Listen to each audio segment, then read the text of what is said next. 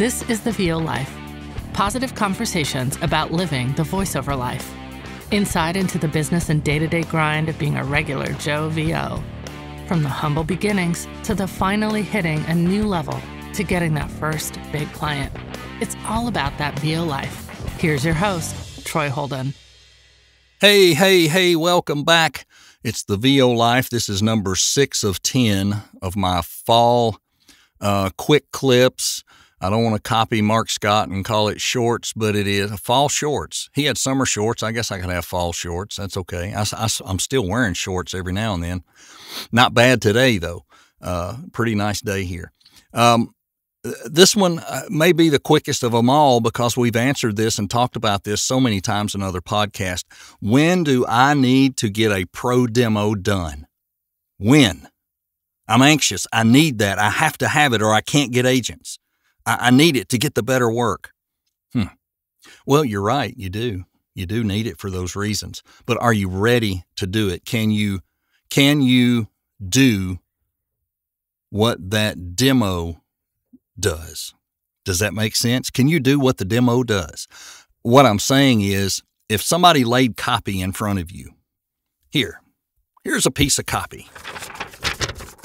Here's a piece of copy right here. And it starts out and it says, in life, there are good and bad financial decisions. Creating your own bootleg cryptocurrency, bad financial decision. Okay, so you're going to get coached through that, and somebody is going to coach you and tell you how, that line, you should think this way, it's got to be that way. And can you do that on your own and do it just as perfectly as you did it in the demo where you were coached and motivated? A lot of people say, well, I thought it was about the sound of the demo. No. Your raw audio, if it's good enough to make a demo, then it's probably good enough for all your clients because they're going to do the same thing, most of them. Some you're recording and you're sending it and they take care of it. Some you're going through Source Connect. You guys know all this stuff. But it's not about putting out a pro demo because of the sound as much as it is putting it out because of the way it sounds. It's polished. The reads are spot on because you've been coached through them. The mix, the types of spots that are on there, and they match what the demand is out there for today, which this changes a lot. In the 2 years that I've paid attention to it, I've watched it change from a minute, a lot of times it used to be a minute and a half, and then it backed up to a minute 15 or minute 10, and now they're like saying keep them at a minute or right under. And, 5 spots and this type variety and these types of reads. And people used to say, well, it doesn't matter about the brand. It doesn't matter about this. Yes, it does. All that matters. Because that's what you're up against. If you go listen to all these other pro demos, that's what's in there and that's what you need. Now, does that go to say you can't produce a pretty good demo yourself? Some people can. Some people can go to other places who don't charge as much and get a pretty good demo, but there comes a time you probably will want and need that pro demo. You're ready. Maybe you got a few regional agents, a handful, and you're ready to go to the coastal agents. You better have a pro demo because immediately when they listen to it, they're going to know. They know what they are. They know those aren't your spots, and I have other opinions of what should be all your own spots. If you have enough good spots, you ought to use those because they booked you work. They should be good. I agree. 1,000% agree. I don't have that many on that level, a high enough level. Most of my spots that have been booked through agents are where I only say a sentence or a few words. I'm in a collage of other people because they want that variety of voices in there. And that's usually what I get through agencies. I haven't booked a national commercial or anything. I booked some political ads. I've booked, like I said, bit pieces, and I've booked character / non-human is what a lot of it is. Maybe it's the dog's voice or the cat's voice in his head or whatever. I've done stuff like that, but nothing on a big level. This is all local, regional stuff. So I don't feel like I have strong enough samples to put all my own stuff on there. Demos could be talked about from now till doomsday, but go listen to the people that are producing the pro demos. Go listen to the samples on their sites, and you'll understand why. These things are fantastic. For the most part, they're fantastic. When do you need it? You need it when you can professionally self-direct yourself and get through these reads successfully, and you're ready to do that, and your coach tells you so. If you have a good coach, they'll tell you when you're ready for a demo.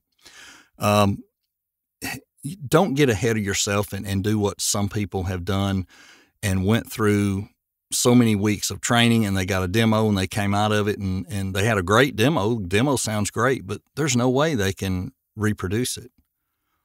Just like we talked about earlier. And some of them, even in sound, they may have went into their studio and recorded it there. And now how are you going to do that at home? You can't do that from home. So that's two of the big points. How long should I wait? Well, you need to be booking regularly. If you're booking on pay-to-plays and you've built up some direct business and you're doing pretty well and you're ready to reach out to more agents, go, save up, get that demo. You can do it. I used to be an advocate of, I didn't really think you ever needed one. I wasn't really sure you'd ever need one, but a lot of that came down to the fact of I didn't really know and understand the business. There's still a lot of disparity in my head about some of this, but I guarantee you, if good Lord's willing, this next year, I will have a professionally produced commercial demo. And I would like to have, I don't know that I'll get there, I'd like to have something for animation or video games, but I'm not sure yet, because I'm really leaning more towards radio imaging or, promo stuff, because I feel like I've got it's more of my thing. I love doing the character voices and the stuff that we apply. I've done some short films that were shown in film festivals where I did a character. I actually was the lead character in one that's had 2 different films submitted. And that's wonderful. And I love watching those when they come back and I get to watch them. I really enjoy them. But is that my niche? No, it's really not. But anyway, let's talk about you and pro demos. I hope you got the full brunt of this. Don't get in a hurry. Take your time. Build your business. Build a core business first and save your money and reinvest, and then you'll be ready. And coach until you can naturally, easily, and I'm still not there, that naturally, easily. I still have to print scripts and make sure I break them down and really look at them hard to make sure I really understand what they're doing. In those words, you have to know, is that copywriter wrote those words? What were they thinking? What were they trying to invoke? What were they trying to get me to do? And then you're ready. So save your money for now and get that pro demo when it's time. And we'll see you on the next one. That will be number 7, pay to play or not to pay to play. See you next time on the VO Life. You've been listening to The VO Life with Troy Holden. Check back for more episodes each week and catch up on what you've missed also. This is for you, those just living that VO life. Thanks for listening and join us again.